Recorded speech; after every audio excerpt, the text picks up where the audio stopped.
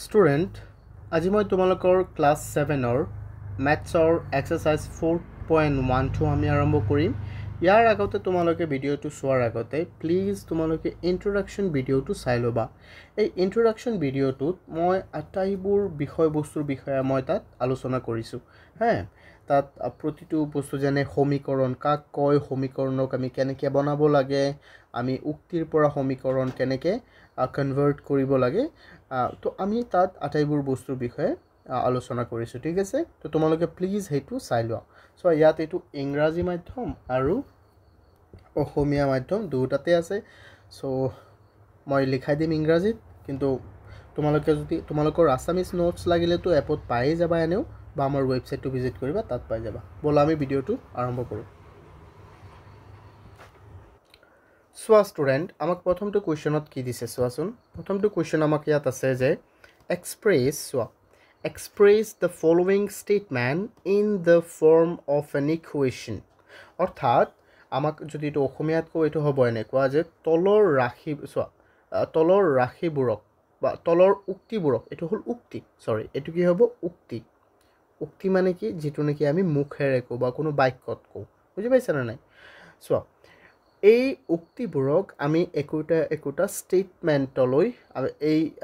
একোটা সমীকৰণলৈ আমি কি কৰিব লাগিব, কনভাৰ্ট কৰিব লাগিব। যেনে ইয়াত প্ৰথমটো কুৱেশ্যন আমি চাওঁ। ইয়াত কি কৈছে? ইয়াত কৈছে যে when 5 is added to 6 times of a number the result is 35। কৈছে যে যদি 5 এটা সংখ্যাৰ 6 গুণৰ লগত যোগ কৰা হয়, এড মানে কি, যোগ কৰা। কৈছে যে যদি 5 এটা সংখ্যাৰ 6 গুণৰ লগত যোগ কৰা হয়, তেন্তে এইটো সংখ্যাটো আমাৰ কিমান হ'ব, তাৰ ৰিজাল্টটো কিমান হ'ব, 35। Okay, so' how we should solve this. So' এইটো বহুতেই সহজ আমি সলভ কৰা। তো আমি চাওঁ প্ৰথমে। আমি ইয়াত লিখিম সলিউশ্যন। আমাৰ প্ৰথমটো আছে, আমি ইয়াত ধৰি ল'ম যে কি সংখ্যা। ইয়াত যে কৈছে when 5 is added to 6 times of a number। এই যে নাম্বাৰটো যে কৈছে, এইটো কি নাম্বাৰ কৈছে আমি জানোনে? নাজানো। তো আমি কি কৰি ল'ম, ইয়াত আমি ধৰি ল'ম let the number is x। Okay, আমি কি ধৰি ল'ম, let the number be what? be x। আমি ধৰি লৈছোঁ যে নাম্বাৰটো কিমান হ'ব, x হ'ব। Okay, then according to question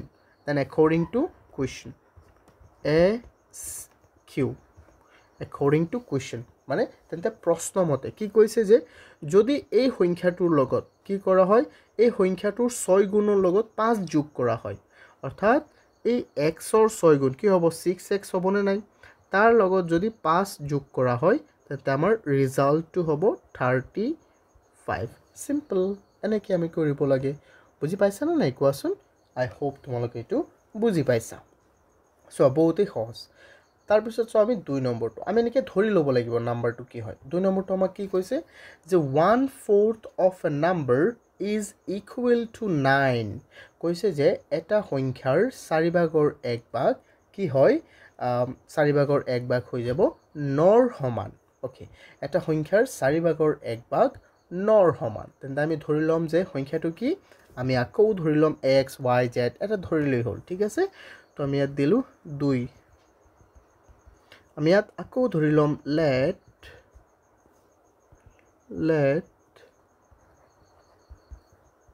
the number be x। চোৱা, x y এটা ধৰিলেই হ'ল। তেন্তে according to question কি হৈ যাব, এইটো হৈ যাব যে এটা সংখ্যাৰ 4/1, কিন্তু আমি সংখ্যাটো কি ধৰিছোঁ, x। তেন্তে ইয়াৰ 4/1 কিমান হ'ব, এইটো হৈ যাব তোমাৰ, যদি সংখ্যাটো ইয়াত তুমি দি দিয়া 1/4 ইনটু x দি দিয়া, বা চোৱা মই ইয়াত অকণ কৰি দিছোঁ, তোমালোকে বুজি লোৱা। প্ৰথমে 1/4 ইনটু x মানে কি হৈ যাব, আকৌ এই এক্সটো ওপৰত যাব, 4টো তলত আহি যাব। তো টোটেলি আমি instead of this if we right, যদি ইয়াৰ সলনি যদি আমি এইটো লিখোঁ ন, যে x/4, তেতিয়া বেছি ভাল লাগিব। x/4 ইকুৱেল কি কৈছে, কাৰ সমান হ'ব 9ৰ সমান হ'ব সিম্পল হৈ গ'ল সো তোমালোকে যদি এনেকেও লিখা ন যে 1/4 ইনটু x ইকুৱেল 9 তেতিয়াও হ'ব তোমালোকে দুটাৰ পৰা যিকোনো এটা লিখিলেই হ'ল বুজি পাইছানে মই দি দিও অৰ তাৰ পিছত চোৱা ষ্টুডেণ্ট এতিয়া এইটো বুজি পাইছা হ'বলা ন তাৰ পিছত চোৱা আমি 3 নম্বৰটো ইয়াত কি কৈছে 5 times of A number is equal to 5 more than 20 কৈছে যে 5 times of a number is equal to 5 more than 20 অর্থাৎ এটা সংখ্যাৰ 5 গুণ এটা সংখ্যাৰ 5 গুণ is equal to 5 more than 20 এটা সংখ্যাৰ 5 গুণ 20তকৈ 5 বেছিৰ সমান বুজি পাইছা না 20তকৈ 5 বেছি মানে কিমান হ'ব 25 তেন্তে এটা সংখ্যাৰ 5 গুণো কিমান হ'ব তিমান হ'ব বুজি পাইছা নে বস্তুটো তেন্তে এটো আমি কেনেকৈ কৰিম ইন দ্য সেম ওয়ে আমি যেনেকৈ কৰিছিলোঁ প্ৰথমে আমি ধৰি লম যে এই সংখ্যাটোক আমি কি ধৰি লম x বুলি ধৰি লম সো এটো হৈ যাব আমাৰ 3 তো আমি ধৰি লম let the number be x তেন্তে কি হৈ যাব according to question এটো কি হৈ যাব স্টুডেন্ট কোৱাচোন এটো আমাৰ হৈ যাব যে এটা সংখ্যাৰ কি কৈছে 5 গুণ তেন্তে সংখ্যাটো আমি ধৰিছো x তেন্তে তাৰ 5 গুণ হৈ যাব 5x তাৰ 5 গুণ 20তকৈ কিমান বেছি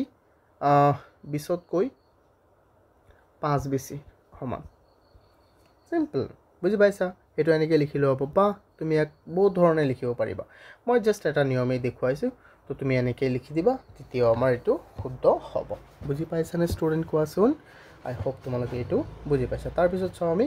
4 নম্বৰটো 4 নম্বৰ আমাৰ কি দিয়া আছে to get 10 add 3 to 7 times of a number কৈছে যে to get 10 অৰ্থাৎ 10 পাবলৈ add 3 to 7 times of a number 10 পাবলৈ এটা সংখ্যাৰ 7 গুণৰ হৈতে তোমাক কি যোগ কৰিব দিছে 3 যোগ কৰিব দিছে in the same way কি সংখ্যাৰ আমি কম যে x ৰ বা এতিয়া মই বেলেগ লৈ কৰো কি লম মই এতিয়া ধৰা মই ললো y আমি ধৰিলো যে let the number be x y ধৰিলো কৈছে যে কিমান 10 পাবলৈ that means according to question 10 পাবলৈ এটা সংখ্যাৰ 7 গুণৰ লগত 3 যোগ কৰা এটা সংখ্যাৰ 7 গুণ তেন্তে আমি সংখ্যাটো ধৰিছো y তেন্তে তাৰ 7 গুণ হ'ব 7y তাৰ লগত কি যোগ কৰা 3 হৈ গল কোৱাচোন কিবা অসুবিধা আছে নে বাৰু নাই কিবা অসুবিধা থাকিব নালাগে এটো এনেকৈ লিখিব পাৰা বা তোমালোকে 10 টো ইফালে দি দিয়া ইয়াত লিখি দিয়া 7y plus 3 equal 10 এনেকৈ লিখিলো হ'ব তেনেকৈ লিখিলো হ'ব একো অসুবিধা নাই বুজি পাইছানে কোৱাচোন ষ্টুডেন্ট আই হোপ তোমালোকে বুজি পাইছা চোৱা মই ইমান লাহেকে বুজাই দি আছো ন বুজিবতো লাগিবই চোৱা তাৰ পিছত চোৱা when 5 নম্বৰটো when 4 is subtracted from 1/5 of a number the result is 2 কৈছে 4 is subtract কৰা মানে কি বিয়োগ কৰা from 1/5 of a number এটা সংখ্যাৰ 5 ভাগৰ 1/5 পৰা মানে এটা সংখ্যাৰ 5 ভাগৰ এভাগৰ পৰা যদি আমি 4 বিয়োগ কৰো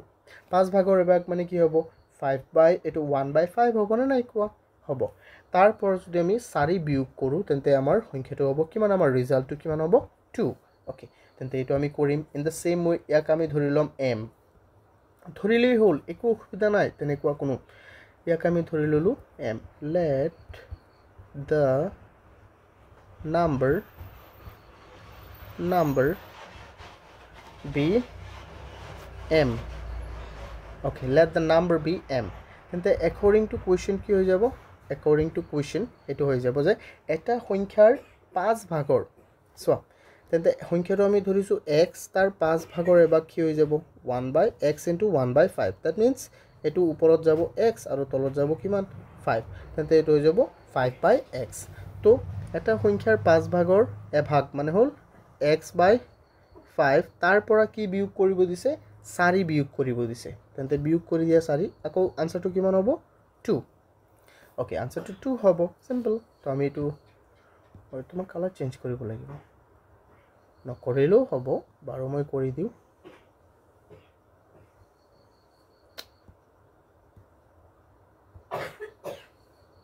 এটো আকৌ বেলেগ কালাৰে হৈ গল কালাৰৰ ইমান ইম্পৰ্টেন্স নাই বাদ দিয়া এতিয়া চাও আমি নেক্সট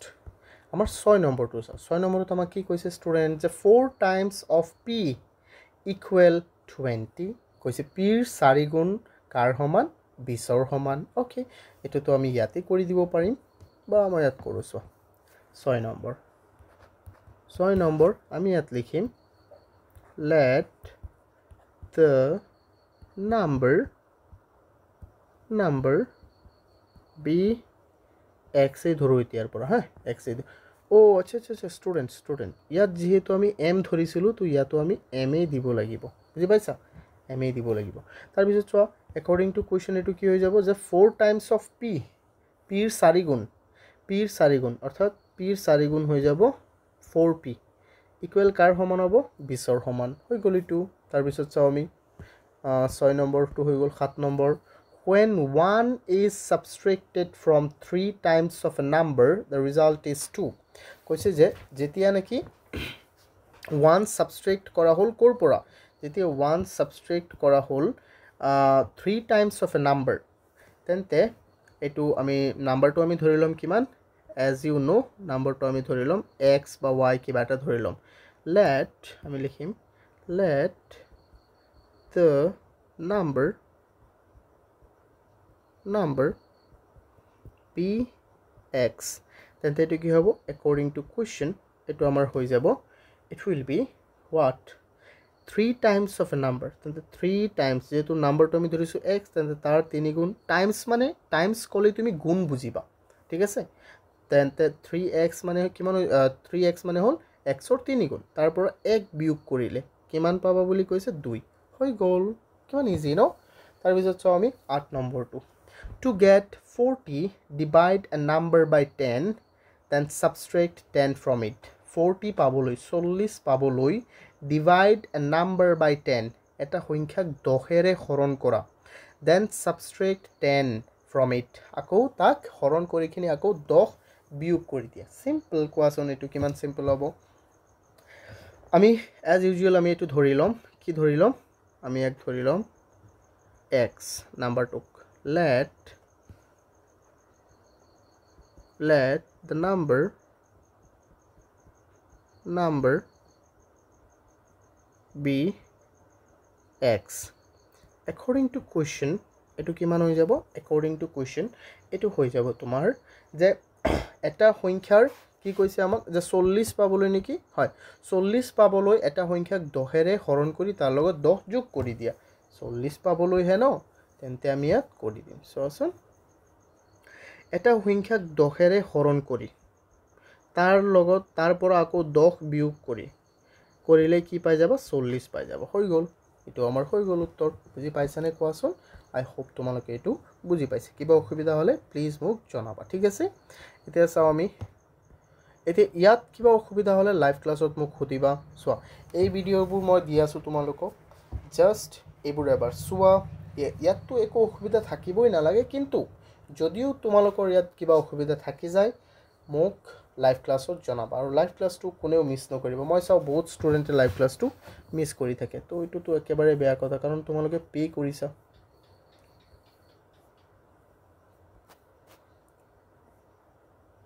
এতিয়া চাও আমি question 2 student question 2 ত আমাক কি কৈছে question 2 আমাক কি কৈছে চোৱাচোন ইয়াত কৈছে write the following equation in statement so question 1 ত আমি কি কৰিছিলো আমাক দিয়া আছিল statementত but আমি তাক উলাইছিলো কিহত আমি তাক উলাইছিলো equationত but question 2 ত আমাক কি দিয়া আছে equationই দিয়া আছে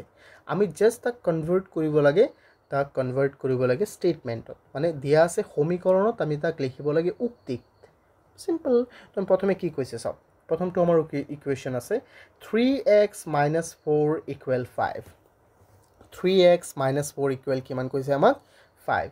অৰ্থাৎ এটা সংখ্যাৰ চোৱা এটা সংখ্যাৰ 3 গুণৰ পৰা এটা সংখ্যাৰ 3 গুণৰ পৰা যদি 4 বিয়োগ কৰি দিয়ে কিমান পাবা 5 পাই যাবা সিম্পল তো ইয়াক আমি কেনেকৈ ক'ব পাৰিম একটো আমি বহুত ধৰণে ক'ব পাৰিম যে আমি প্ৰথমে x এ ক'ব পাৰিম যদি কোৱা যে x কোৱা আমি এনেকৈ ক'ব পাৰিম যে subtract 4 from 3 times of x to get 5 simple এনেকৈও ক'ব পাৰা বা বহুত ধৰণে আমি এইটো লিখিব পাৰিম ঠিক আছে চোৱা বা আমি x নকৈ আমি নাম্বাৰ কৈ দিম তেতিয়াও হ'ব চোৱা তেন্তে মই প্ৰথমটো সলিউশন কৰোঁ তেতিয়া তুমি লাহে লাহে এইটো আটাইবোৰ বস্তু বুজি পাবা ঠিক আছে চোৱা প্ৰথমটো আমি কেনেকৈ লিখিম যেহেতু ইয়াত আছে 3 times of x তাৰ পৰা মাইনাস কৰিছে 4 তেতিয়া কিমান পালা তুমি ৰিজাল্টটো আমাৰ কিমান হ'ল 5 তেন্তে ইয়াক আমি এনেকৈ লিখিম যে subtraction of 4 from 3 times of number result 5 আমি এনেকৈ লিখিলেও হ'ব সো মই এইটো ইয়াত লিখি দিম অৰ্থাৎ সো মই ইয়াত লিখিলোঁ যে subtraction of 4 মানে 4ৰ বিয়োগ কৰ পৰা from 3 times of a number এটা সংখ্যাৰ 3 গুণৰ পৰা results 5 তেতিয়া আমি আমাৰ উত্তৰটো বা ৰিজাল্টটো আমাৰ কিমান পালো 5 পালো সিম্পল আমি এনেকৈ লিখিব পাৰিম চোৱা 2 নম্বৰটো চোৱা 2 নম্বৰত আমাক দিছে m/3 plus 6 equal 11 অৰ্থাৎ কোনো এটা সংখ্যাৰ তাক ডিভাইড কৰিছে 3 ৰে তো ইয়াক আমি এনেকৈ ক'ব পাৰিম যে divide a number by 3 and add 6 to get 11 আমি এনেকৈও ক'ব পাৰিম বা আমি বহুত ৱেইট ক'ব পাৰিম বা আমি মেনশ্যন কৰি ক'ব পাৰিম mক যে divide m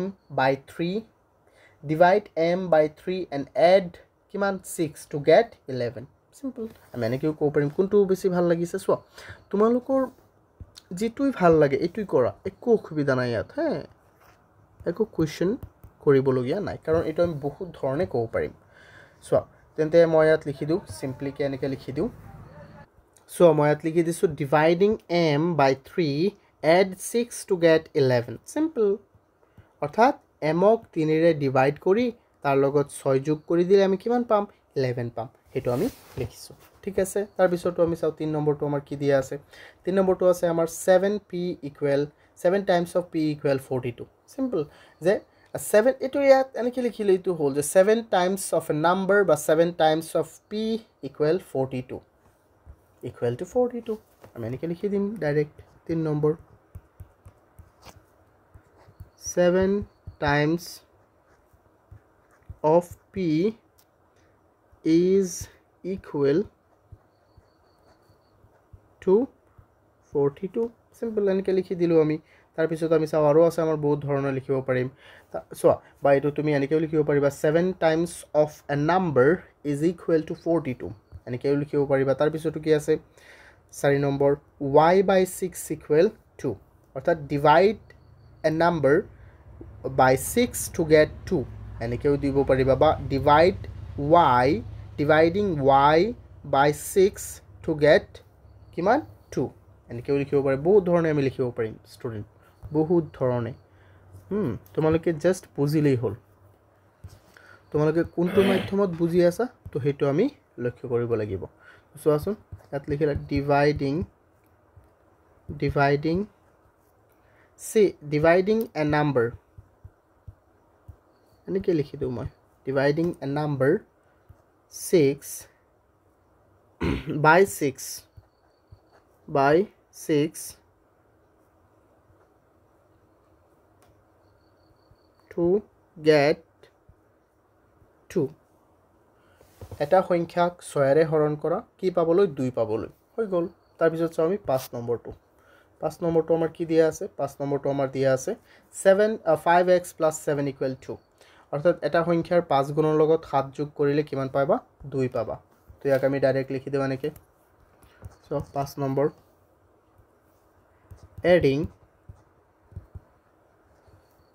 adding 7 with a number with 5 times of a number with 5 times মানে কি গুণ of a number will be বা got to সিম্পল বহুতেই সিম্পল হয় ষ্টুডেণ্ট এইকেইটা বহুত সিম্পল হয় তাৰপিছত চোৱা q by 2 minus 1 equal 4 q by 2 minus 1 equal 4 that means dividing q by 2 and subtract 1 to get 4 itu enake likhi dia by subtraction of 1 from half of a number to get kiman 4 simple তুমি মেনশনও কৰিব পাৰিবা বা তুমি যদি mention নকৰা it will be okay বহুত okay হয়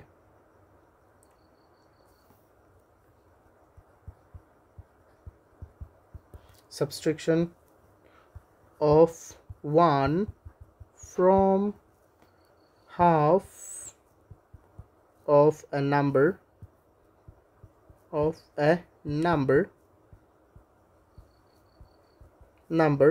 result কিমান 4 result কিমান হয় 4 হয় সো বুজি পাইছানে ষ্টুডেণ্ট কোৱাচোন আই হোপ তোমালোকে এইটো বুজি পাইছা কিবা অসুবিধা হলে প্লিজ মোক জনাবা ঠিক আছে ওকে সো ইয়াত কিবা অসুবিধা হলে মোক লাইভ ক্লাছত জনাবা আৰু কিবা সো তোমালোকে লাইভ ক্লাছটো যদি এতিয়াও জয়েন কৰা নাই তেন্তে এইটো নম্বৰত মোক কল কৰিবা এইটো নম্বৰত মোক কল কৰিবা ঠিক আছে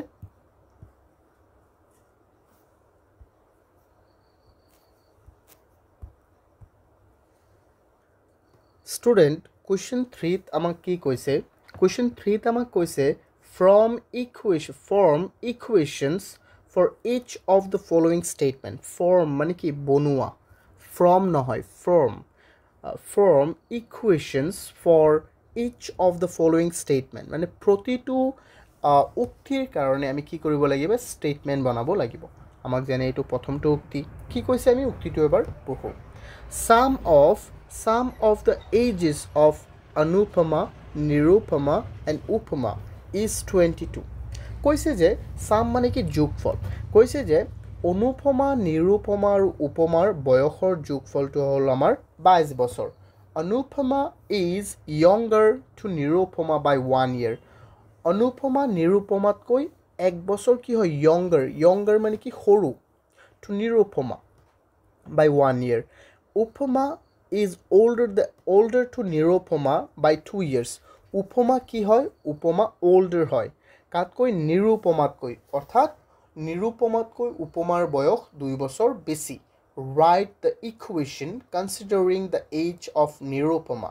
অৰ্থাৎ নিৰূপমাৰ বয়সটো ধৰি আমি ইকুৱেশ্যনটো বনাব লাগে বুজি পাইছানে মই আকৌ কৈ দিও অসমীয়াত যে অনুপমা নিৰূপমা আৰু উপমাৰ বয়সৰ সমষ্টি আমাক ইয়াত দিয়া আছে মানে যোগফল দিয়া আছে আমাৰ 22 বছৰ অনুপমা নিৰূপমাতকৈ 1 বছৰৰ সৰু অনুপমা নিৰূপমাতকৈ 1 বছৰৰ সৰু আকৌ উপমা নিৰূপমাতকৈ 2 বছৰৰ ডাঙৰ তেন্তে ইয়াত আমি কাৰ বয়সটো ধৰিব লাগিব নিৰূপমাৰ বয়সটো ধৰিব লাগিব সোৱা বহুতেই সহজ মই তোমালোকক এবাৰ ইয়াত ধৰিখিনি দেখুৱাই দিছো মই ধৰিলো let the age of Nirupama be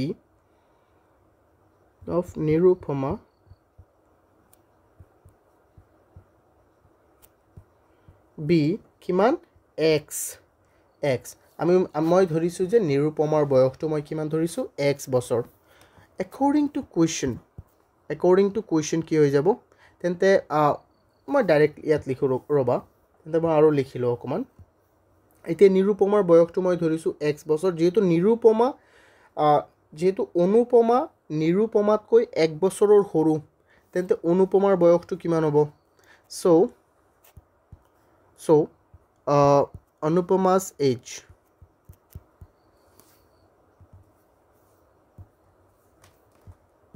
মই কি লিখিছো ৰবা অনুপমা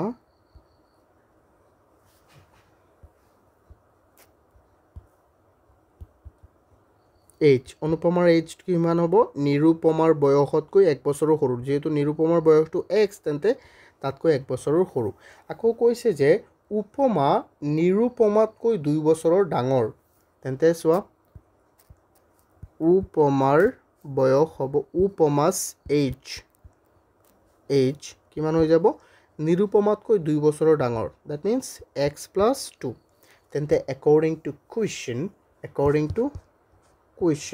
এটো কিমান হৈ যাব তাৰ বয়সটো আটাইকেইজনৰ বয়সৰ যোগফল 22 বছৰ তেন্তে নিৰুপমাৰ বয়সটো x বছৰ আকৌ উপমাৰ বয়সটো কিমান বছৰ উপমাৰ বয়সটো অনুপমাৰ বয়সটো হ'ল x - 1 আকৌ প্লাস কৰিলো মই প্লাস কৰিলো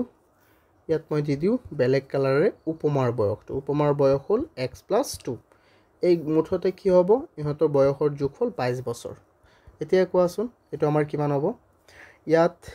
x - 1 আকৌ x + 2 =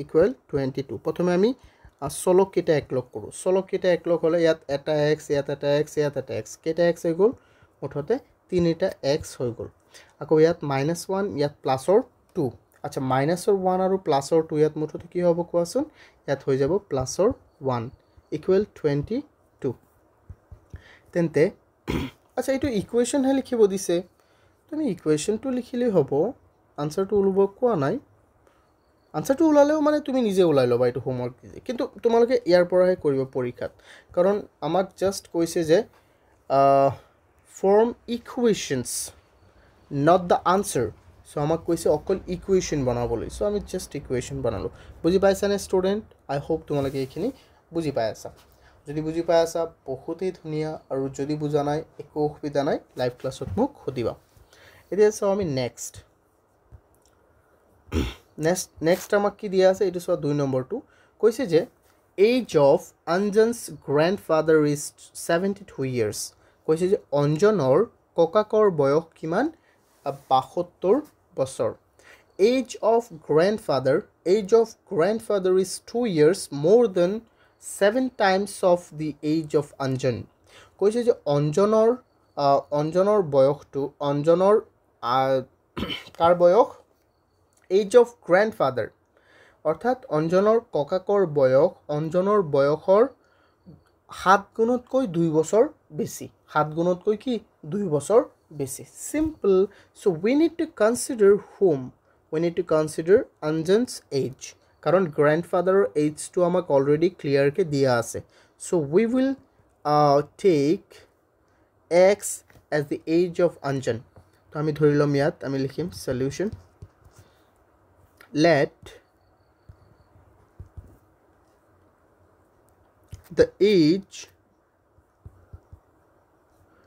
of Anjan be x আমি অঞ্জনৰ বয়সটো ধৰিছো x তেন্তে according to question আমাৰ কি হৈ যাব according to question যে অঞ্জনৰ ককাকৰ বয়সটো অঞ্জনৰ বয়সৰ 7 গুণতকৈ অঞ্জনৰ বয়সৰ 7 গুণ তেন্তে অঞ্জনৰ বয়সটো x তেন্তে তাৰ 7 গুণ হ'ব 7x 7 গুণতকৈ 2 বছৰ বেছি অৰ্থাৎ কিমান বেছি অৰ্থাৎ কিমান বয়সটো কিমান 72 হৈ গল বুজি পাইছা না নাই কোৱা কৈছে যে অঞ্জনৰ ককাকৰ বয়সটো হ'ল আমাৰ 72 বছৰ তাৰে ভিতৰত অঞ্জনৰ বয়সটো আমি ধৰিছো x বছৰ কৈছে যে অঞ্জনৰ ককাকৰ বয়স অঞ্জনৰ বয়সত হৰ 7 গুণতকৈ 2 বেছি আমি জানো যে তেন্তে এই গুটেইটো কি বুজাইছে Anjan's grandfather age so আৰু তাৰ grandfather age টো কিমান 72 তো সেই কাৰণে আমি এনেকে লিখিছো বুজি পাইছা আই হোপ তোমালোকে বুজি পাইছা কিবা অসুবিধা হলে মোক জনাবা সোয়া এতিয়া চাও আমি 3 নম্বৰটো আমাক কি কৈছে perimeter of a square is 32 cm soya perimeter of a square এটো ফৰ্মুলাটো কি আছিল আমাৰ এটা স্কয়াৰ হল আমাৰ এনেকুৱা সোয়া তাৰ আটাইবোৰ বাহু কি হয় সমান হয় তেন্তে এটো যদি কিমান হয় ধৰা এটো যদি 5 cm হয় এটো 5 হ'ব এটো 5 হ'ব এটো 5 হ'ব এটো যদি ধৰা x হয় এটো x হ'ব এটো x হ'ব এইটো x হ'ব মানে এনেকুৱা বুজি পাইছানে তেন্তে তাৰ পেৰিমিটাৰৰ সূত্ৰটো আছিল আমাৰ 4x পেৰিমিটাৰ মানে কি তাৰ আটাইটো এই গোটেইটোৰ যোগফল চাৰিওটা বাহুৰ যোগফল চাৰিও কাষৰ বাহুৰ যোগফল ঠিক আছে আৰু মই এইটো মছিলো তেন্তে এইটো আছিল আমাৰ 4 ইনটু সাইড বা এটা সাইডক যদি আমি ধৰিলো x তেন্তে এইটো সূত্ৰটো হ'ব 4x বুজি পাইছা ওকে তেন্তে আমি 3 নম্বৰটো কৰো 3 নম্বৰটো আমি ধৰিলম let the side of a square be কিমান হ'ব x আমি ধৰিলো বা কিবা এটা ধৰি ললেই হ'ল x y z x এ ধৰো বেছি ভাল লাগে ন সো এটা আমি লিখো 3 number let the side the length of let the length বা side ধৰিলেই হ'ল side of a square b কিমান হ'ব b x according to question কি হৈ যাব কৈছে 4 তেন্তে 4x কাৰণ 4 হ'বনে নাই 4x হ'ব ইকুৱেল কিমান কৈছে 32 এটো আমাৰ ইকুৱেশ্যন হৈ গ'ল এটো ইমানেই সহজ চোৱা কিমান সহজ তোমাক দি দিছে তোমালোকক ক্লাস 7 ত ইমান সহজ দিবই না লাগিছিল নে বাৰু কোৱাচোন নাই একেবাৰে নহয় তাৰ পিছত চোৱা আমি চাও আমাৰ কোৱেশ্চন 4 ত আমাক কি দিছে ৰমেন্স ফাদাৰ এটো বুজিছা না নাই কাৰণ এটা বাহুৰ মাপ x হলে তাৰ চাৰিটা বাহুৰ মাপ হৈ যাব 4x আকৌ চাৰিটা বাহুৰ মাপ অৰ্থাৎ পেৰিমিটাৰ হয় তেন্তে এটো কিমান কৈছে 32 এই কাৰণে আমি ইয়াত 32 বহাই দিছো এতিয়া চাও আমি 4 নম্বৰটো আমাক কি কৈছে Ramen's father bought potato at the rate of 20 per kg ৰমেনৰ ফাদাৰে কি কৰিছে পটেটো বাই কৰিছে পটেটো মানে কি আছিল আমাৰ আলু বাই কৰিছে কিমান প্ৰতি কেজিত 20 টকা and onion buy কৰিছে that means পিয়াজ buy কৰিছে at the rate of 10 rupees per kg he paid shopkeeper 50 rupees after buying 1 kg less than onion 1 kg less onion than potato he কি কৰিছে তাৰ দেউতাকে 50 টকা বেপাৰীটোক দিছে কেতিয়া দিছে যেতিয়া আলুৰ পৰিমাণ 1 কেজি আলুৰ পৰিমাণতকৈ 1 কেজি কম পিয়াজ কিনিছে অৰ্থাৎ কম কোনটো কিনিছে কম কিনিছে পিয়াজৰ দাম হল আমাৰ 10 টকা আৰু আলুৰ দাম হল আমাৰ কিমান 20 টকা তেন্তে এটো আমি কৰি লম আমি যিকোনো এটা ধৰি লম এনেকে ঠিক আছে সো তেন্তে আমি ধৰিলো ধৰা পটেটো আমি ধৰি ললো পটেটোটো ধৰিলো কাৰণ এটো বেছি আছে এটো ধৰিলে আমাৰ সহজ হ'ব বুজি পাইছা না মই আকৌ কোৱেশ্চনটো কৈ দিও যে ৰমেনৰ দেউতাকে প্ৰতি কিলোগ্ৰাম 20 আলু 20 টকা দৰত আৰু প্ৰতি কিলোগ্ৰাম পিয়াজ 10 টকা দৰত কিনে তেও আলুৰ পৰিমাণ 1 কিলোগ্ৰাম আলুৰ পৰিমাণতকৈ 1 কিলোগ্ৰাম পিয়াজ কিনি দোকানীজনক কিমান টকা দিছে 50 টকা দিছে now we need to make an equation from it so how can we make an equation from it so for that you need to look here sorry so আমি ইয়াত লিখিম let the weight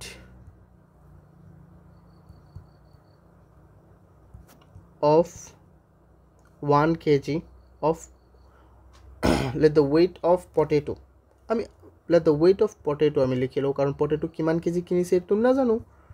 potato যিমান KG কিনিছে তাতকৈ 1 KG কম onion কিনিছে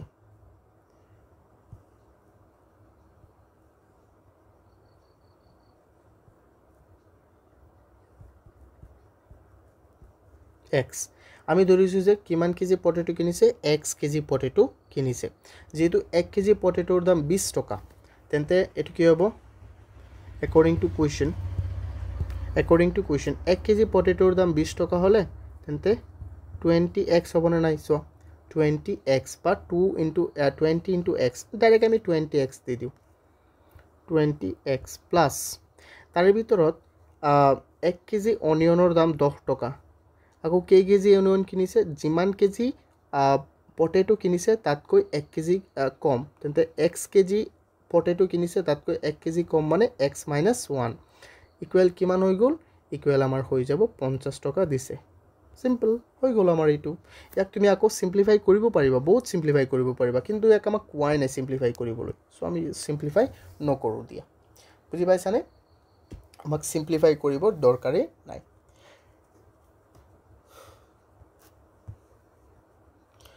তাৰ পিছত so আমি কোৱেশ্চন 5 ত আমাক কি কৈছে measure of two angle of a triangle is 2 times and 3 times of the smallest angle of a triangle sum of the three angle of the triangle is 180 as we know that আমি এটো জানো না নাই যে এটা ত্ৰিভুজৰ তিনিটা কোণৰ সমষ্টি কিমান হয় 180 ডিগ্ৰী ইয়াত কৈছে যে দুটা কোণৰ যোগফল এটা ত্ৰিভুজৰ দুটা কোণৰ the sum of two angle of a triangle is 2 times and 3 times কৈছে যে এটা ত্ৰিভুজৰ হৰু কোণটোত কৈ বাকি যি দুটা কোণ আছে এই দুটা কোণ এটা হল 2 গুণ আৰু এটা হল 3 গুণ তেন্তে আমি ধৰি লম যে হৰু কোণটো x হৰু কোণটোৰ মান আমি ধৰি লম x তেন্তে এটা হ'ব 2x আৰু এটা কি হৈ যাব 3x আমি ইয়াত লিখিম solution let the smallest angle be the smallest angle be what smallest angle to কিমান হ'ব আমি ধৰিলো x according to question কি হৈ যাব আমাৰ according to question ডাইৰেক্ট আমি লিখি দিও প্ৰথমটো আচ্ছা other angle other two angle will be এটা হৈ যাব আমাৰ কিমান 2 গুণ যেহেতু তেন্তে 2x আনটো হৈ যাব 3 গুণ অৰ্থাৎ 3x তেন্তে নাও আমি ইয়াত লিখি দিম যেহেতু ত্ৰিভুজৰ আটাই তিনিটা কোণৰ যোগফল 180 ডিগ্ৰী তেন্তে এইটো হৈ যাব কিমান আমাৰ এটা হ'ব x plus 2x plus 3x equal কিমান হৈ যাব 180 ডিগ্ৰী সিম্পল I hope তুমি এটো বুজি পাইছা কিবা অসুবিধা হলে মোক জনাবা ঠিক আছে ওকে স্টুডেন্ট question 4 ত আমাক কি কৈছে সোয়া question 4 ত কৈছে tell whether the value of variable insert within the bracket satisfy the given equation or not অর্থাৎ এই যে বন্ধনীৰ ভিতৰত যে আমাক কেইটামান ভেৰিয়েবলৰ মান দিয়া আছে ভেৰিয়েবল মানে কি চলকৰ যে মান দিয়া আছে এই চলকৰ মানবোৰ এই সমীকৰণটোৰ হৈতে satisfy বা সিদ্ধ বা মিলে নে নাই হেতু আমি চাব লাগে ওকে তেন্তে আমি এটা চাই থাকিম এটা বহুত সহজ বহুত সহজ মানে কি বহুতেই সহজ তেন্তে আমি এটা চাই থাকিম সো এক নম্বৰটো চাও আমি প্ৰথমে এক নম্বৰটো কি আছে আমাৰ x plus 5 equal 0 where x equal আমাক কি দিয়া আছে x equal দিয়া আছে আমাক 5 তেন্তে আমি প্ৰথমটো চাও অৰ্থাৎ x ৰ জায়গাত আমি কি বহাব লাগিব 5 তেন্তে x ৰ জায়গাত আমি কি বহাই দিম 5 plus 5 equal 0 আচ্ছা তেন্তে ইয়াত চোৱাচোন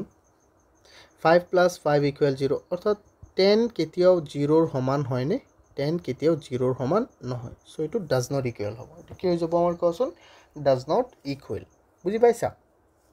মানে এটো তুমি দুই ধৰণে কৰিব পাৰিবা left hand side right hand side মই সিম্পলি কে কৰাই দিছো এটো ইয়াত লিখি দিয়া এটাকে not satisfied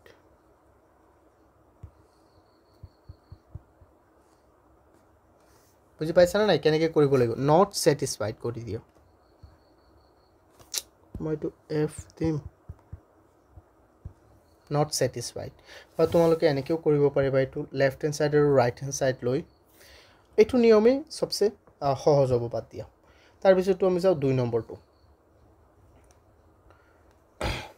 2 নম্বৰটো আমাৰ কি দিয়া আছে 2 নম্বৰ আমাক দিয়া আছে এটো 2x minus 8 equal 7 x equal 4 দিয়া আছে আমাক ওকে তেন্তে এটো আমি কি কৰিম কোৱা এফালে আছে আমাৰ 2x - 8 তেন্তে এই যে xৰ জেগাত আমি বহাম 4 তেন্তে 2 * 4 - 8 = 7 2 * 8 2 * 4 হৈ যাব আমাৰ 8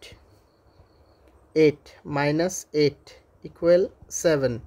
তেন্তে 8ৰ পৰা 8 গ'লে 0 0 কেতিয়াও 7ৰ সমান নহয় তেন্তে এইটো কি বহিব ইয়াতো তুমি লিখিবা not satisfied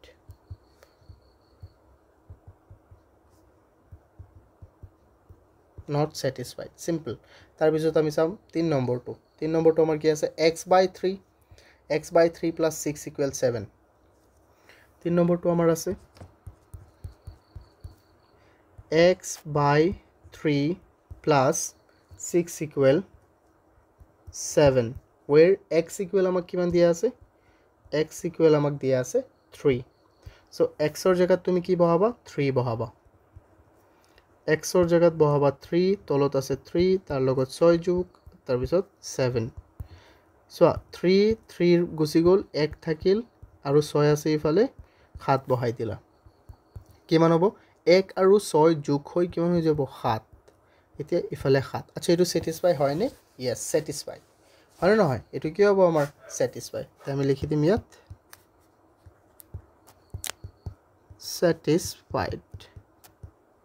satisfied simple অর্থাৎ এটো স্যাটিসফাই হয় এটো স্যাটিসফাই নহয় এটো স্যাটিসফাই নহয় বুঝি পাইছা ওকে নাও সো এটা 4 নম্বৰ কিটা চাও 4 নম্বৰ 5 নম্বৰ ইবিলাক আছে 4 নম্বৰত আমাক কি দিয়া আছে 7/2 7/2 x/7 - 2 = 0 আমি 4 নম্বৰটো চাও x/7 - 2 = 0 where x = 7 তেন্তে আমি বহাও ইয়াত x ৰ জায়গাত কি বহাম 7/7 - 2 = 0 তেন্তে এটো কিমান হৈ যাব 7 7ত এবাৰ যাব 1 1ৰ পৰা 2 গুচি যাব আকৌ 0 1ৰ পৰা 2 গুচি গলে -1 থাকিব আৰু -1 কেতিয়াও 0ৰ সমান নহয় তো ইয়াত আমি লিখি দিম not satisfied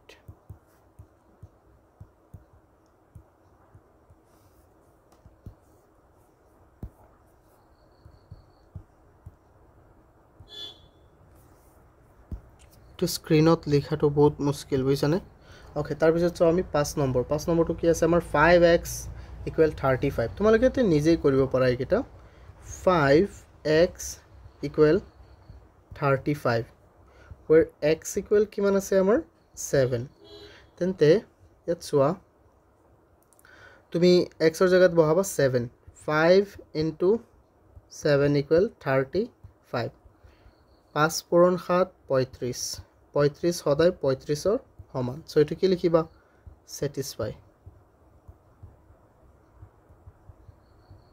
satisfied simple তাৰ পিছত আমি চাম 6 নম্বৰটো চোৱা 6 নম্বৰত কি আছে আমাৰ 4x + 8 = 0 4x + 8 = কি হৈ যাব আমাৰ 0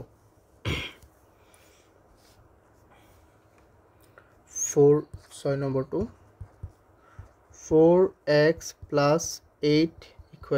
0 where x = কিমান দিয়া আছে আমাক -1 তেন্তে 4x x ৰ জায়গাত আমি কি বহাম -1 4 * -1 + 8 = 0 4 * -1 -4 + 8 = 0 তেন্তে ইয়াত হৈ যাব আমাৰ কিমান 4 = 0 এটো স্যাটিসফাই হয় নে নহয় এটাকে not satisfied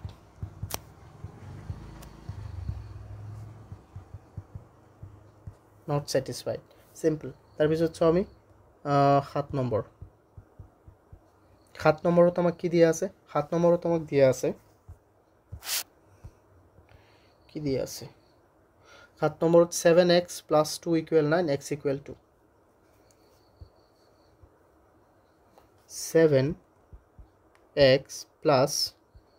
2 = 9 where x = কিমান দিয়া আছে আমাক 2 দিয়া আছে তো এটো কেনেকুৱা হ'ব সো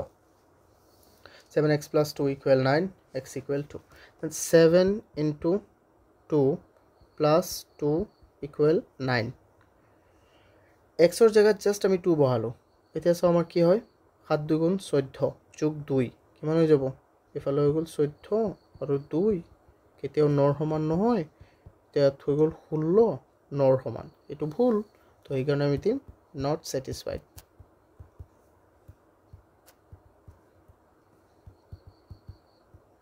নট স্যাটিসফাইড সিম্পল তাৰপিছত চোৱা কি নম্বৰ 8 নম্বৰ 8 নম্বৰ আমাক কি দিয়া আছে 2x equals 16 where x equal কিমান 8 ইয়াত আমাক দিয়া আছে 8 নম্বৰত 2x equal 16 where x equal 8 তেন্তে 2x equal যদি 16 2 into কিমান হৈ যাব 8 equal 16 so 16 equal কিমান হৈ যাব 16 এটো আমাৰ কি হয়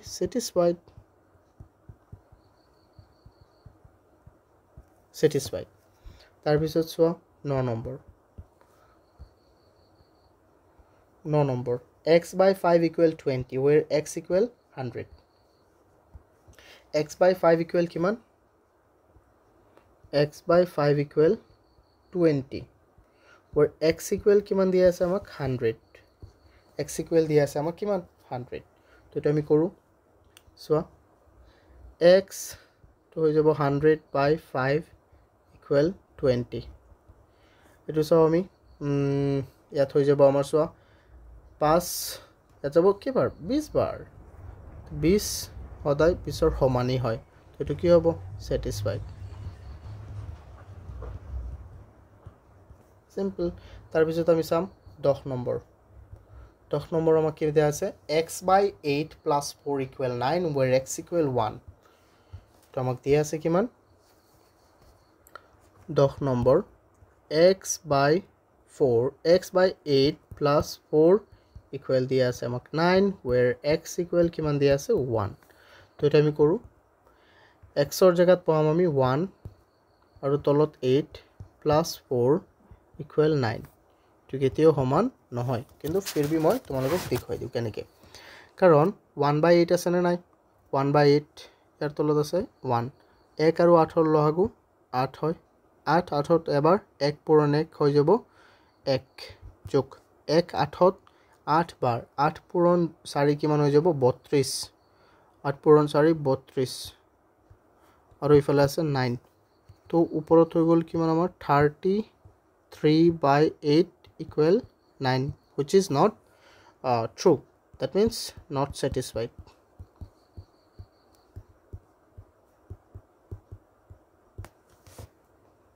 I hope তোমালোকে এখিনি বুজি পাইছা টাইপৰ বস্তু ন সো কোনোবাই left hand side right hand side এনেকেও কৰিব পাৰা কিন্তু ভিডিওটো বেছি লম্বা হৈ যাব তো মই এই কাৰণে দেখুৱা নাই এনেকে হ্যাঁ তো তোমালোকে তেনেকেও কৰিব পাৰা left hand side right hand সাইডত কেনেকে কৰে মই দেখুৱাবলৈ হলে সো এটো লেফট হ্যান্ড সাইডত লৈ লবা তেতিয়া কৰি লবা বা তোমালোকে নোটছটো মই এনেকে কৰা দিম লাইভ ক্লাছতো খুদিব পাৰিবা মোক ঠিক আছে বেলেগ ধৰণে কৰা দিবলৈ কিন্তু এইটো সবচে easy way to solve this kind of question Student, question 5 চোৱাচোন কি দিছে আমাক ইয়াত কৈছে examine whether the value of variable inserted within the bracket is the root of the given equation or not অৰ্থাৎ আমাক কৈছে যে তলৰ যে আমাৰ কেটামান ইকুৱেশ্যন দিয়া আছে আৰু তাৰ চলকৰ মানবোৰ যে দিয়া আছে মানটো যে দিয়া আছে এই মানটো যদি আমি এই সমীকৰণটোত বহুৱাও তেতিয়া এইটো সমীকৰণটোৰ এটা সমাধান হয় নে নহয় এটো আমাক পৰীক্ষা কৰিব দিছে okay so this is so easy okay আমি এটো বহুত ইজি কলেও একো ভুল নহয় ঠিক আছে সো আমি সাম প্ৰথমটো কোৱেশ্চন জানে এটো কোৱেশ্চন 4 ৰ নিচিনাই হয় এক্সাক্ট কোৱেশ্চন 4 ৰ নিচিনাই হয় প্ৰায় কও পাৰা তো মই ইয়াত লিখো সলিউশন এটো আমাৰ 1 to আমাৰ কি আছে 4x plus 3 equal 7 where x equal আমাৰ কিমান আছে 1 okay now x equal কিমান আছে আমাৰ 1 আমি 1 to বহাম প্ৰথমে x ৰ জায়গাত 4 into 1 plus 3 equal 7 তেন্তে 4 into 1 4 plus 3 equal 7 4 plus 3 means 7 আৰু 7 সদায় 7 ৰ সমান হয় তেন্তে এটো মিলিছে না নাই তেন্তে আমি ইয়াত লিখি দিম যে এতেকে আমি ইয়াত লিখি দিম কি x is the root of this equation simple আমি কি লিখিম যে x is the root of this equation x is the root of the equation simple তার পিছত আমি 2 নম্বৰটো কিমান সিম্পল দিয়া আছে ন ইয়াত দিয়া আছে 2x by 3 plus 5 equals 7 okay so 2 number আমি দিও ইয়াত 2x by 3 plus 5 equal 7 আৰু যত x equal আমাক কি দিয়া আছে 3 তেন্তে ইয়াত আমি লিখো 3 2 into 3 by 3 plus 5 equal 7 ইয়াত x or জায়গাত কি দিবা ইয়াত হৈ যাব 2 3 গুণ 6 আচ্ছা এটা কাম কৰা তুমি এই তিনি কাটি দিয়া তেন্তে ওপৰত থাকি গল ডাইৰেক্ট কিমান ওপৰত কিমান থাকি গল বা ওপৰত মানে কি ইয়াতে থাকি যাব কিমান এটো কাটি গল অকল 2 থাকি যাব কাৰণ ওপৰত 6 এনেও হ'ব 6 6ত 3 দুবাৰ এটো লিখিলেও হয় অসুবিধা নাই একো 7 সো ইয়াত কি হ'ব কোৱাচোন ও ইয়াত মই এটা বস্তু সুন্দৰকৈ লিখিব লাগিছিল যে x equal 1 is the root of equation এনেকে তেতিয়া বেছি ভাল হ'ব সো তাৰ পিছত ইয়াতো 7 হৈ যাব ইয়াতো মিলি গল 7 equal 7 তো আমি ইয়াত কি ক'ব পাৰিম এতেকে x ৰ জায়গাত আমি কি লৈছিলো 3 আমি লিখিম ইয়াত এতেকে x equal 3 is the root মানে কি হয় তাৰ মানটো বা মূল root of the equation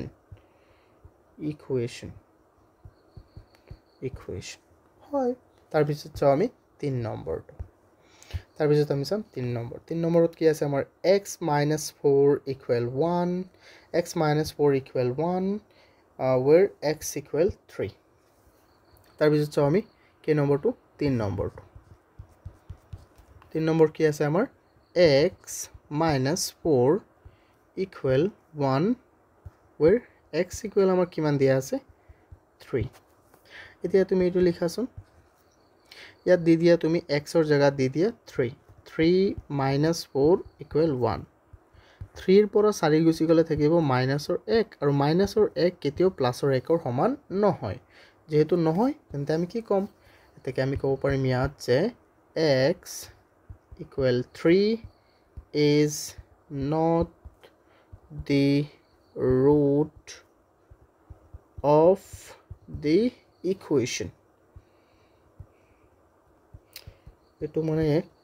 মই স্ক্ৰিনত লিখি আছো স্ক্ৰিনত লিখাটো কোন অসুবিধা হয় কাৰণ মই নতুন এটো লিখি আছো সো বুজি পাইছা না এটো বস্তুৰ কেনেকৈ হল ওকে আই হোপ তোমালোকে এটো বুজি পাইছা তাৰ পিছত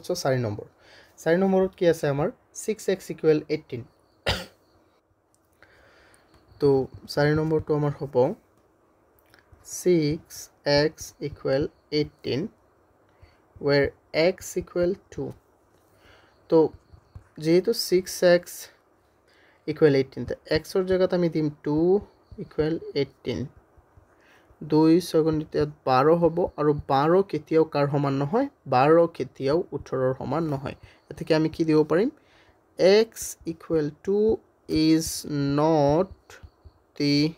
root of the equation simple তাৰ পিছত চাও আমি কে নম্বৰটো তাৰ পিছত চাও আমি 5 নম্বৰ কি দিয়া আছে 5x minus 1 equal 7 x equal 2 5 number আমাক দিয়া আছে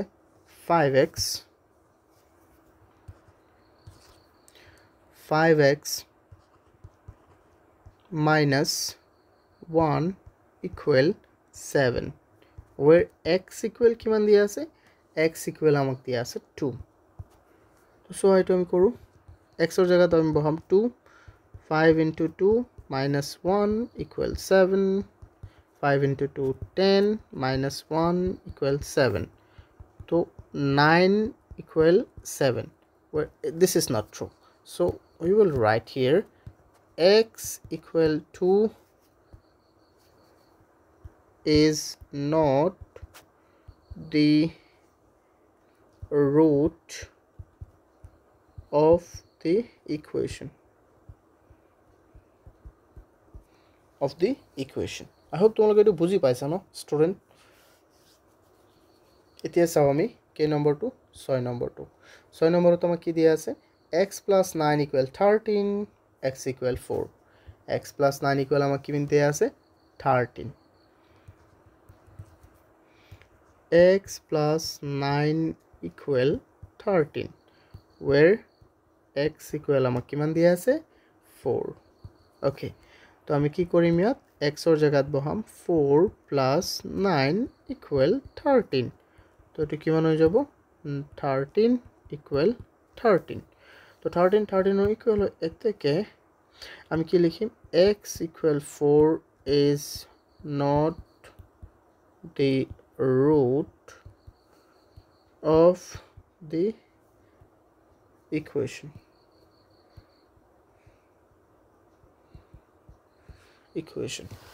is not the root of the equation I hope তুমি এটো বুজি পাইছা ন তাৰ পিছত চাও আমি 7 নম্বৰটো 7 নম্বৰ কি আছে 5x - 7 = 8 where x = 3 5x - 7 5x to 7 number 5x - 7 = 3 5x - 7 = কি আমাক দিয়া আছে না এটো 8 দিয়া আছে কিমান হ'ব এটো 8 আৰু নহয় ও উল্টাকে দেখিল না না 8 দিয়া আছে মই 3 লিখি দিলু বেটে মই 3 লিখিলে কেনেকৈ হ'ব তো 8 বনাই দিলু সো where x = কিমান আছে আমাৰ 3 তেন্তে ইয়াত আমি বহাই দিও 5 * 3 - 7 = 8 5 * 3 means 8 15 - 7 = 8 15 পৰা 7 গলে 8 আৰু 8 সদায় 8 ৰ সমান সো আমি লিখিম x = 3 is the root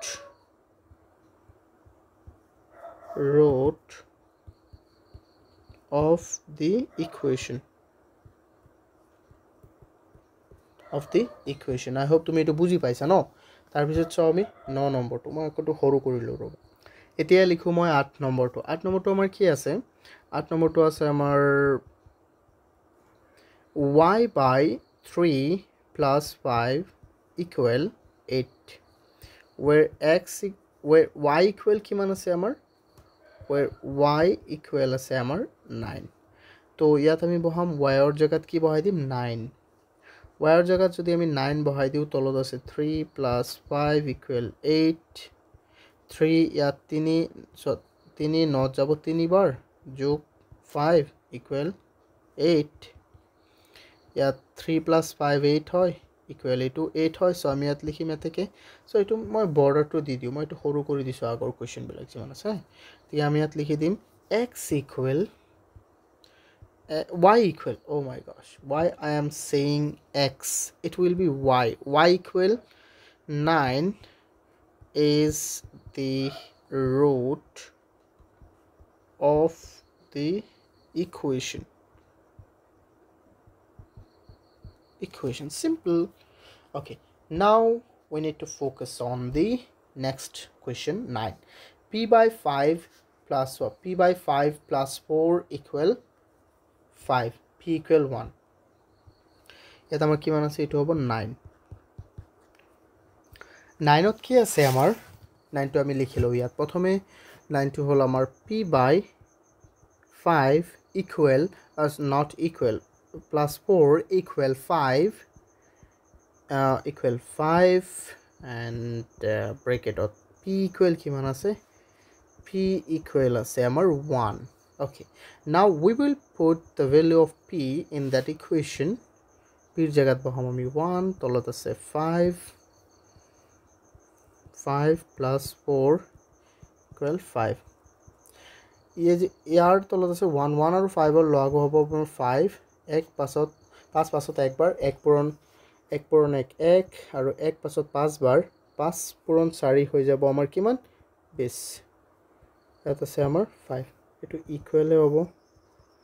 ইয়াত 5 তেন্তে ওপৰত হৈ গ'ল আমাৰ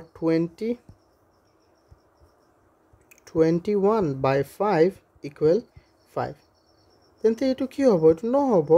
সো আমি লিখিম এতেকে এটা আমি লিখি দিম p equal 1 is not the root of the equation simple is not the root of the equation এতিয়া আমি চাও আমাৰ একেবাৰে অন্তিমটো যেটো আমাৰ 10 নম্বৰটো মোৰ মতে 10 নম্বৰটো তোমালোকে নিজে কৰিবা এটো হোমৱৰ্ক মই এটো নকৰি দিয়া ঠিক আছে এটো তোমালোকে নিজে ট্ৰাই কৰিবা ইয়াত যদি কাৰোবাৰ কিবা অসুবিধা থাকে ন প্লিজ মোক জনাবা হ্যাঁ মোক লাইভ ক্লাছত খুদিবা মই আটাইবোৰ ট্ৰাই কৰিম আকৌ কৰি দিবলৈ হ্যাঁ তোমালোকৰ যি কোৱাৰি আছে প্লিজ মোক কবা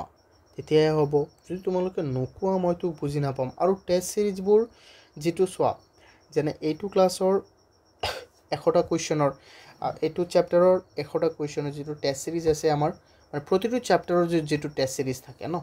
হেতু তোমালোকে অ্যাটেম্প্ট কৰিবা তাত যিবোৰ কোৱেশ্চন বুজি নোপোৱা তাত আকৌ মোক খুদিবা ইউ হ্যাভ টু আস্ক মি তেতিয়াই মই বুজি পাম যে তোমাৰ ক'ত কি প্ৰবলেম আছে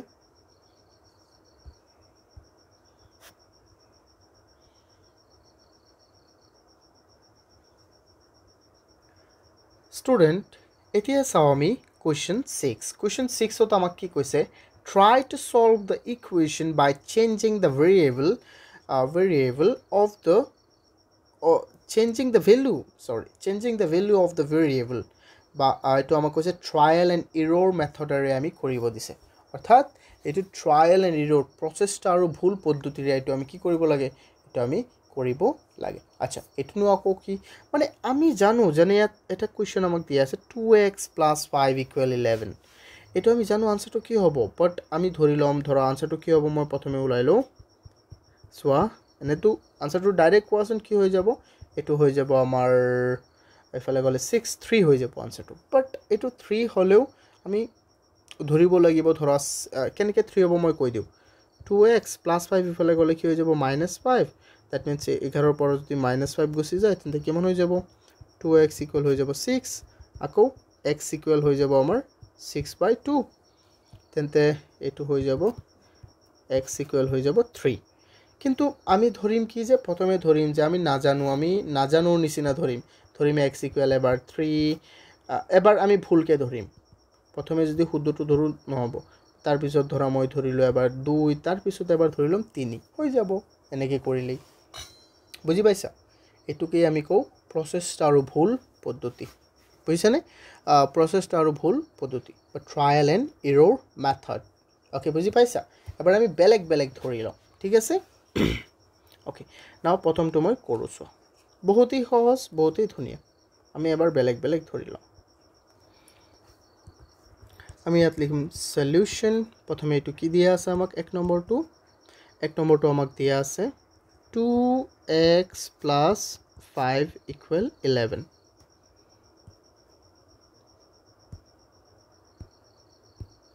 তেন্তে let x = প্ৰথমটো আমি ধৰিলম ধৰা 1 তাৰ পিছত 2 তাৰ পিছত মই ধৰিলো 3 এটা না এটা 3 তো আনসাৰ হয় কাৰেক্ট আনসাৰ তেন্তে এবাৰ মই দুটা ধৰিম কেটা ধৰিম দুটা 2 আৰু 3 ধৰিছো তুমি তিনিটা ধৰিব পাৰা পাঁচটাও ধৰিব পাৰা একো অসুবিধা নাই এতিয়া আমি কি কৰিম এতেকে 2x + 5 = 1 তেন্তে x ৰ জায়গাত প্ৰথমে আমি বহাম কি 2 2 * 2 equal 2 * 2 plus 5 equal 1 2 পূৰণ 2 কিমান হৈ যাব কোৱাচোন 2 পূৰণ 2 4 ইয়াত 1 নহয় 11 4 আৰু 5 ইয়াত হৈ গল 11 4 আৰু 5 হৈ যাব 9 9 কেতিয়াও 11 ৰ সমান নহয় তো এটো নহব তো এটো কি নহ'ব আমাৰ এতিয়া আমি ধৰিম কোনটো 2 ধৰিলোঁ এতিয়া ধৰিম আমি 3 মানে চোৱা প্ৰথমে আমি ইয়াত 2 ধৰি লৈছোঁ x ইকুৱেল আমি কি লৈ লৈছোঁ 2 এতিয়া আমি কি ল'ম x ইকুৱেল আমি লৈ ল'ম 3 এতিয়া কি হ'ব এতেকে 2x প্লাছ 5 ইকুৱেল 11 আছিলে xৰ জেগাত আমি কি পাম এতিয়া 2 ইনটু 3 প্লাছ 5 ইকুৱেল 11 2 ইনটু 3 কিমান হৈ যাব 6 প্লাছ 5 ইকুৱেল 11 তেন্তে 11 ইকুৱেল 11 এইটো হয়নে নহয় এতেকে x ইকুৱেল কিমান হ'ল 3 এইটো হ'ল আমাৰ কাৰেক্ট আনসাৰ বুজি পাইছা এনেকৈ কৰিবা ট্ৰায়াল এণ্ড এৰৰ যদি তোমালোকে আচ্ছা মই যদি 1 ধৰিলোঁ হেতেন ইয়াত ধৰা তুমি ক'লা যে স্যাৰ আপুনি প্ৰথমে 1 ধৰিছিলে তাৰপিছত লিখা নাই তো প্ৰথমে 1 ধৰিলে মানে একেবাৰে যেটো নেকি শুদ্ধ হ'ব এইটো শুদ্ধ হয়নে নহয় এইটো আমি একেবাৰে লাষ্টত লিখিব লাগিব 1 ধৰিলে তুমি 1 এৰে কৰিব পাৰা একো অসুবিধা নাই বুজি পাইছা 1 ধৰিও কৰিব পাৰা 2 ধৰিও কৰিব পাৰা একো অসুবিধা নাই তাৰপিছত চোৱা 2 নম্বৰটো আমাৰ কি দিয়া আছে 2 নম্বৰটো আমাৰ দিয়া আছে x by 5 plus 5 equal 7 তো আমি প্ৰথমে ধৰি ল'ম আচ্ছা আনসাৰটো কি হ'ব ডাইৰেক্ট কোৱা ইয়াত যদি তুমি দিয়া 10 xৰ জায়গাত যদি 10 দিয়া তেন্তে 5 10ত যাব দুবাৰ 2 যোগ 5 হৈ যাব আমাৰ কিমান 7 তেন্তে ইয়াত 10 হ'ব লাগে তেন্তে আমি প্ৰথমে ধৰিম ধৰা 9 x ইকুৱেল আমি 9 ধৰিম এটা কি হৈ যাব লেট দিলো আমি তেতিয়া x ইকুৱেল এটো কি আছিল আমাৰ সূত্ৰটো আছিল আমাৰ সূত্ৰটো ইকুৱেশনটো আছিল x by 5 plus 5 equal 7 তেন্তে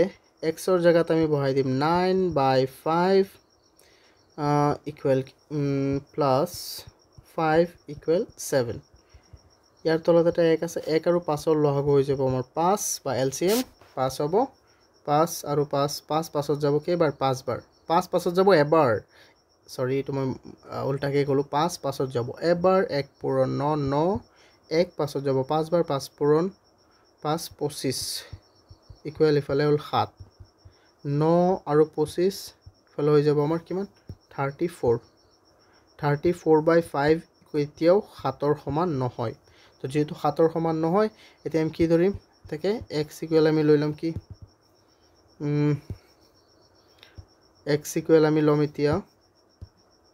x ইকুৱেল আমি লম কিমান 10 ঠিক কিমান হ'ব x by 5 plus 5 equal 7 so x ৰ জায়গাত আমি বহাই দিম 10 আৰু ইয়াত আছে 5 plus 5 equal 7 এই 5 10ত যাব দুবাৰ